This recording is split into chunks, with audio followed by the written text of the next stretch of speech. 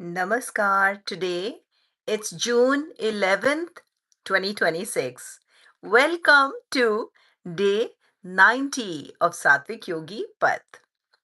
Each year on March 14 begins my 100 days journey in returning to the essence of yoga towards the celebration of International Day of Yoga on June 21st.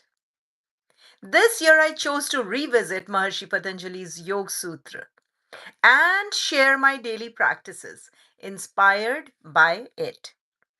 Once again, welcome to day 90 of Satvik Yogi Path, which also means we are exactly 10 days to celebrate the International Day of Yoga. Amazing. So the countdown begins right now. Today it is Yoga Sūtra 2.39 or the 39th Yoga Sūtra from the second chapter Sadhana Pad. Let's recite 39th Yoga Sūtra from the Sadhana Pad. Aparigraha sthairye janma kathanta sambodha. Let's recite it again. Aparigraha स्थरे स्थिरे अपरिग्रहस्थरे जन्म कथंता sambodha. When one is firmly established in aparigraha, non-possessiveness, knowledge of past and future arises. Maharishi Patanjali reveals the fruit of Aparigraha, which is the fifth yam from the Ashtanga Yoga. Over the last few days, we learned about the yam. The previous four yam that we learned is non-violence, that is ahimsa. Then we learned satya, truthfulness. We also learned asteya, non-stealing. And yesterday we learned brahmacharya, the wise use of energy. And today it is non-possessiveness.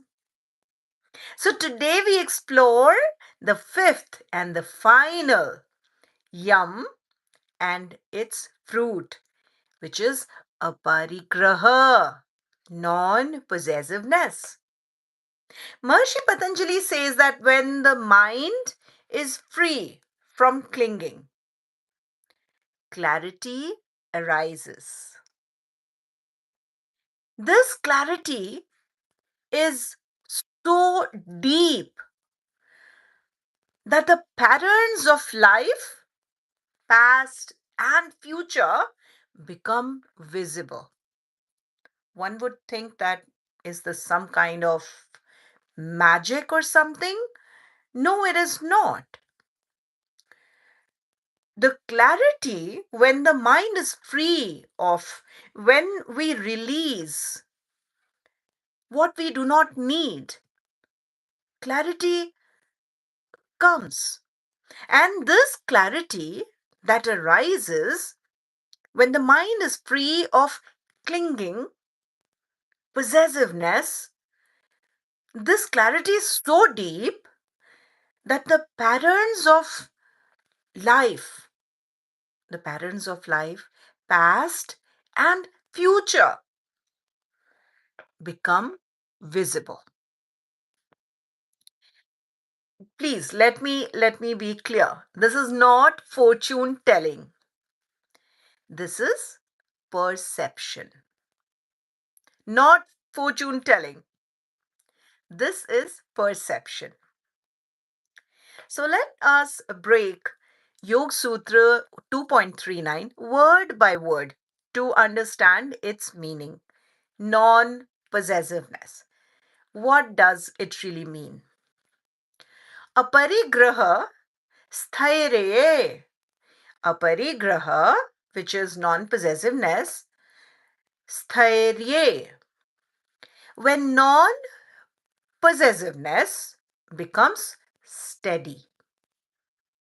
When non-possessiveness becomes steady, janma kathanta. Janma kathanta. The story, cause, the patterns of life. Sambodha. Deep understanding, insight. So the Yoga Sūtra, Aparigrahastharye Janma Kathanta Sambodha, which means when we stop clinging, the mind becomes light enough to see clearly. When we stop clinging, the mind becomes light enough to see clearly. So, when one is firmly established in non possessiveness, the knowledge of past and the future becomes visible. So, once again, this is not fortune telling, it is about perception. It says that, Maharishi Patanjali says that the clarity is so deep that the patterns of the life, that is past and future, becomes visible. Such is the power of non-possessiveness, or releasing what we do not need. So when we stop clinging, the mind becomes light enough to see clearly. So aparigraha is not giving everything away. It is not about that. It is not forced minimalism. No, it is not. And it is not rejecting the world. Then what is aparigraha? What is non-possessiveness?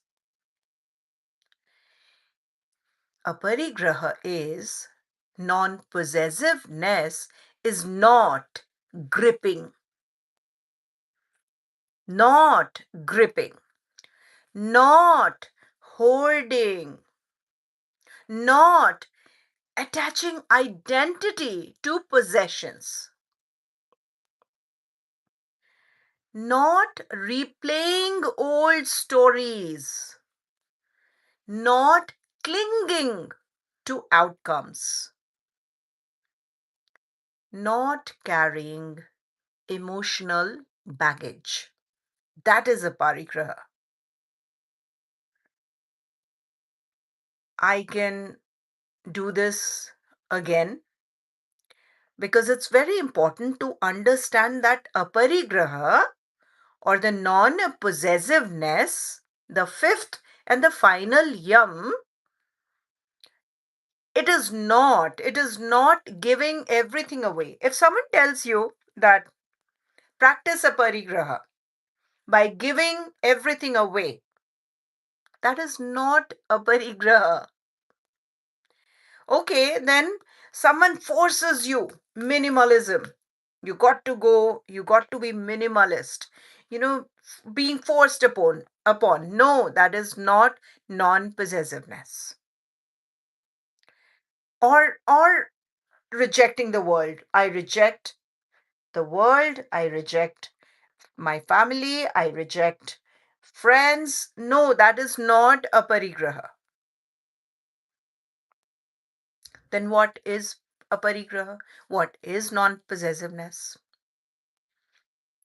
So it is very important to understand that non-possessiveness is not gripping. Gripping. Aparigraha is not gripping. It is not hoarding. It is not attaching identity to possessions. Your car, your house, your jewelry, your jewels, your possessions. Not attaching identity to it. Not replaying old stories. Not clinging to outcomes. Not at all carrying emotional baggages. It is inner spaciousness. Aparigraha is inner spaciousness. When the mind is light, it can see patterns, causes, consequences, tendencies, karmic impressions. And this is what Maharishi Patanjali means by knowledge of past and future. No prediction. It's not about prediction. It is clarity. Let me share Swami Vivekananda's insight from his book. Swami Vivekananda taught attachment clouds the mind. That's true. Attachment clouds the mind. Possessiveness creates fear. And fear destroys clarity. A free mind becomes powerful and intuitive. Swami Vivekananda said that when the mind is free from clinging, it becomes a perfect mirror, able to reflect without distortion. And this is exactly what Maharishi Patanjali describes. And in the Satvik Yogi Path, Aparigraha means releasing what weighs you down so your mind can see clearly. So it is releasing what we don't need. And when the mind is light, life becomes understandable. And this is the fruit of Aparigraha. Let us move to our stillness practice as to how we are going to practice Yoga Sūtra 2.39 into our daily life. So, it is a 4-step stillness practice that we do every day for the Yoga Sūtra. Today it is Yoga Sūtra 2.39. So, we are going to practice non possessiveness to reach clarity. So the sutra is Aparigraha Sthaire Janma Kathanta Sambodha. That's the Yoga Sutra. So the first step is that we name the Yoga Sutra. Today we are practicing Yoga Sutra 39 from the second chapter, the Sadhana Pad. Aparigraha. The art of releasing what we do not need. That is what we are practicing. Now we bring one real moment to our mind. So think of one moment today where you held on too tightly. It could be holding on to an expectation or replaying a past hurt, or clinging to an outcome, or worrying about losing something, or over planning, emotional hoarding, attachment to someone's approval, or just fear of letting go. Just choose one. I will be honest with you, as I started this Yoga Sutra today, and I was only thinking of a moment, not a very happy moment in my life, when I was losing my mother, not even 2 years ago. I could see her leaving us right in front of my eyes, my siblings, my father. We were all there. And it was very, maybe I'll never be able to explain in words how that moment felt. It had all these situations that I gave: fear of letting go, holding on to an expectation, everything, everything. So I had been thinking as I was reciting this Yoga Sutra of non possessiveness, that moment was playing in my mind since this morning. And I very well remember that for my siblings and my father, as my mother was taking her last few breaths in front of me,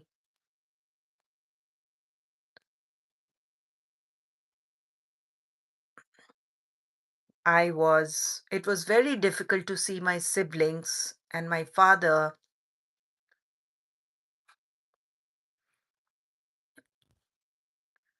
losing everything. And at that time,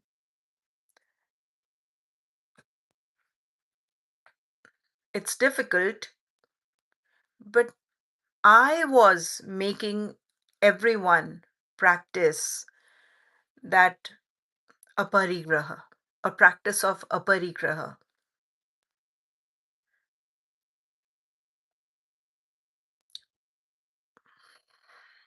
Yes, it is difficult, especially the moment, that moment perhaps would never fade away. Maybe that's one big reason the year 2024 has been so heavy in my mind, in my heart.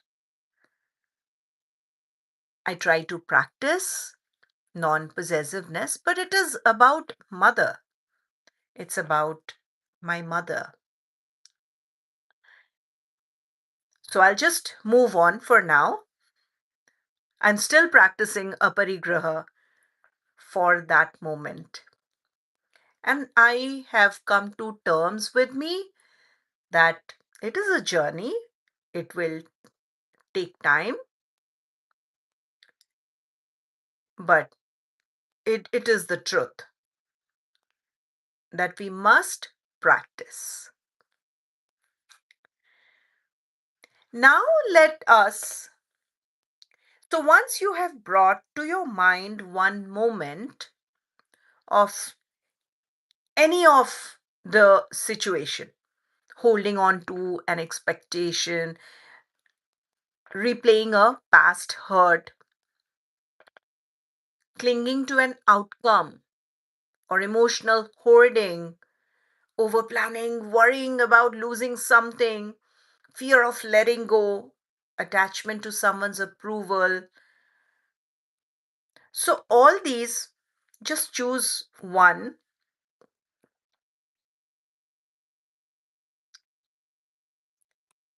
Superfreak-214. Thank you so much for your presence. Thank you. Now, place today's sutra, which is non-possessiveness. How to don't sleep in meditation. Do you want to know how not to sleep in meditation? Is that your question? Let me know with a yes or no. Your question is how to don't sleep in meditation. So, did you mean how to not sleep in meditation? I would say that during my meditation classes, initially, in the initial stages, it is okay. Even if you fall asleep, that's fine. That's not a problem. But with practice, you have to time it. You can do it this way. You can either time your meditation, but it is also okay if you just fall into sleep while meditating. So you could choose the way, one way you can go is you can choose your meditation time at a time, say for 5 minutes, 10 minutes, or whatever, whatever time best suits you. But if you're practicing meditation, if it is if you're very tired, if you're not in your um best of the times, and if you're practicing just before your bedtime, or it is okay to practice, there's no problem with that. But and then falling asleep also in meditation, that is also fine. But if you want to give meditation a time on a daily basis, you can start with just 1 minute. I always suggest start small and then just continue doing so and increase little by little. So you can do that. So if you time your meditation in the beginning and at a time, you meditation is that you have to be aware. You are you are doing it with awareness that you are seated or you are standing or you're lying down, doesn't matter. But awareness of your breath, awareness of the body movement, the awareness with awareness. So if you can time it, say 1 minute, morning time, whenever, depending on your suitability, you time it for 1 minute or 3 minutes or 5 minutes, or and then with the clock, you can do that in the beginning. And y- that way, slowly, it takes time. You will you will train your mind to not fall asleep. So you could do that. Give it a try. And I'm so thankful for all your questions. But also, I would love to know if you have started with your book, as I had replied earlier, that for spirituality, mystical ways, you could read um, Yoganand. But if you want to read the authentic, true classical yoga, you must begin with Swami Vivekananda, the Raj Yoga. And then you could. So that was my recommendation, but I would love to know if you have already started with the book. So now we apply the sutra. This is the step 3. We apply the sutra in silence. So we place today's sutra, which is Aparigraha, on that moment. And we ask gently, what am I holding on to? What am I holding on to? And then ask, what would releasing look like in this situation? If I'm holding on to a past hurt, ask yourself, what am I holding on to? Ask yourself. And then again, ask yourself, what would releasing look like here? So these two questions. What am I holding on to? And next, what would releasing look like here? So if you're holding on to a past hurt, that's just an example. What would releasing that thought of past hurt look like here? So it's just a practice. And sit with that feeling of spaciousness. What would the release look like here? And sit with the feeling of spaciousness. So here are just to give some examples of Aparigraha in action. So let's go over it. Letting go. No problem. My English is not so good. My phrase have one problem. Okay, that's not a problem at all. Not at all. Because I understood, and you can always make me understand with another additional word. So that is not a problem at all, at all. I'm so glad that you're coming up with these questions, which gives me an opportunity to review, study, relearn, because I believe that's the best process of the continuous learning opportunity that my students provide me by asking questions. So I'm very thankful to you for asking me questions. Thank you. So, some aparigraha in action. Letting go of the need to be right, releasing the outcome, softening expectations, forgiving a small hurt, forgiving, dropping a repetitive thought, dropping it, loosening emotional grip,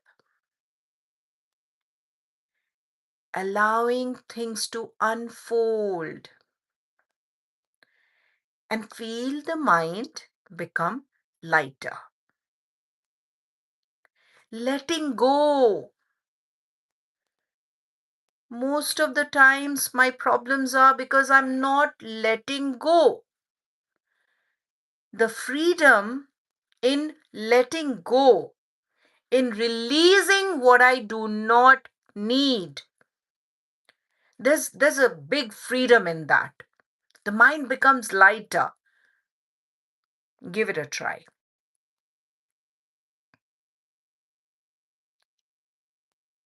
Sup lupp. Dang, that's deep. Yes, it is. It is deep because of the words. But it is actually not deep because we, for example, today it is the fifth and the final yum, which is the ethical foundation of yogic journey in Ashtanga Yoga.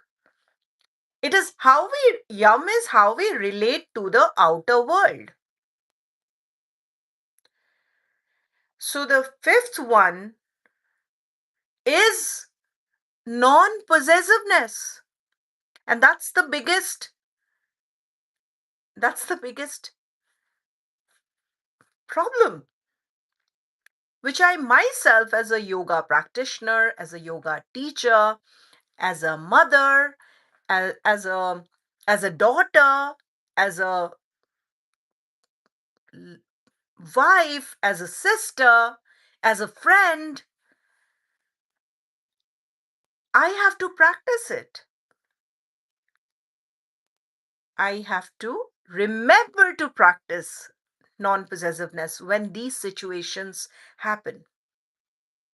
I just gave an example of how I saw it was so difficult for me to see my mother leaving me, taking her last few breaths. Ah, SUPLUPP, you sound like my nani. Did you write LOLL? Because I used to think that it is read as lots of love. Then my children corrected me that Ma, it's not lots of love. Anyways, so yeah, it is. I mean, just think about it. We carry emotional baggage, we carry mm, past hurt, we hold on to an expectation, keep replaying a past hurt, clinging to an outcome, worrying about losing something. Oh my gosh, over planning, emotional hoarding. These are all non possessiveness. The answer is non possessiveness. Do you know how to lose weight? Of course, I know how to lose weight. You know what? I have a suggestion for you. Since you asked me that question, I I tell my children that the easiest way to find an answer of our life is to ask yourself. So I tell them I practice it myself. I stand in front of the mirror and I just don't look at the mirror. I look through the mirror. And when I look through the mirror, I see the real, at least I try to see the real me. And then I ask myself, why? Why do you want to do this? Why? And then sometimes it does happen. Not always you'll find the answer. Let me be very honest with you. I'm at a point where my mind has started to calm down during meditation. Good. And my thoughts no longer bother me. Excellent. The way they used to. At that moment, I thought of Mara trying to disturb Siddharth while, what is that? I thought of Mara trying to disturb Siddharth. Who is, anyways, first of all, I'd like to say thank you for sharing, and that's great. So I give a big hand to you. That's lovely. But I did not understand um, who is Mara and who is Siddharth. I think maybe I am missing out on some information. So it's as simple as that we have a negative thought, and the best solution, the best way for any negative thought is to consciously cultivate the opposite. So if it is possessiveness, we consciously cultivate the opposite, which is non possessive. That we have to consciously choose. So now we seal it with Om. And as we practice every day, this is our 90th day, 90th day. We only have 10 more days to celebrate International Day of Yoga, June 21st. Okay, that's very good. Yes, Super Freak 214. Excellent. Try to meditate, and in the beginning, it is okay, even if you fall asleep. Don't worry about that. But with practice and over time, practicing with awareness. You practice with awareness, and as you keep doing it, until day 84, we were practicing breathing with awareness. So that was part of the steadying when we were practicing steadiness of breath until day 84. So we actually practiced for more than 80 days on how to bring awareness. And once you have practiced awareness, you breathe with awareness and you are aware, meditation starts to work according to how you would like it to be. So now let us chant Om 3 times. I just moved my chair so that I would say that let's do it together. Back and spine straight. Roll your shoulder if you have to. And looking at a point straight at the eye level, chin slightly tucked in. One hand gently placed over your navel, nabhi. And now, with a smile on your face, remember, smile on your face, bring it back. Smile on your face, and we chant Om 3 times. A rises from the belly, O moves through the chest, and softens at the lips. Are you ready?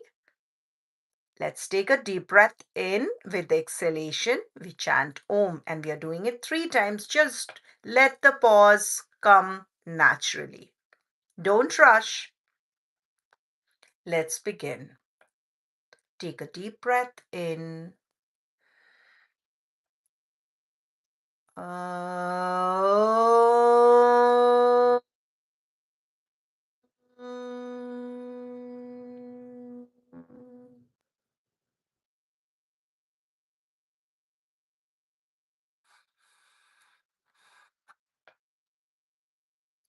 Take a deep breath in.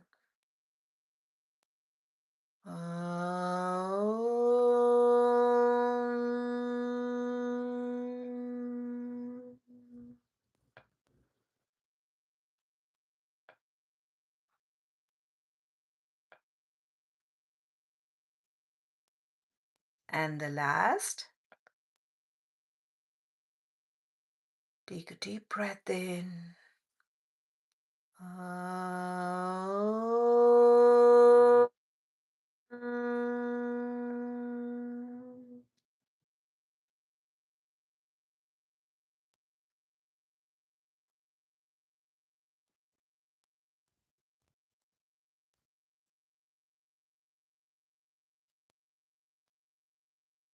And you may open your eyes. As we seal with Om Jap, now we contemplate Bhavna. We always seal the feeling with Om and Bhavna. Contemplating on let me release what I do not need. Let me release what I do not need. This is Aparigraha, non possessiveness, not losing, but lightening.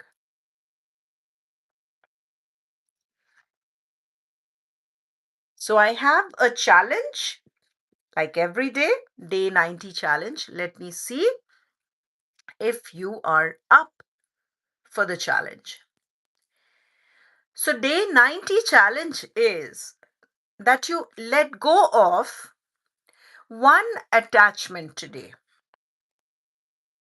You know what? You can actually start with something very visible, like a shoe or a bag or something you do not need, or a notebook or a book, something you do not need. That's the day 90 challenge, that you let go of one small attachment today, just one, and notice the clarity that follows. But let me also tell you, this attachment, it is attachment. That means you're clinging to it. You feel, you believe that there is valid reason for you to remain clung to it.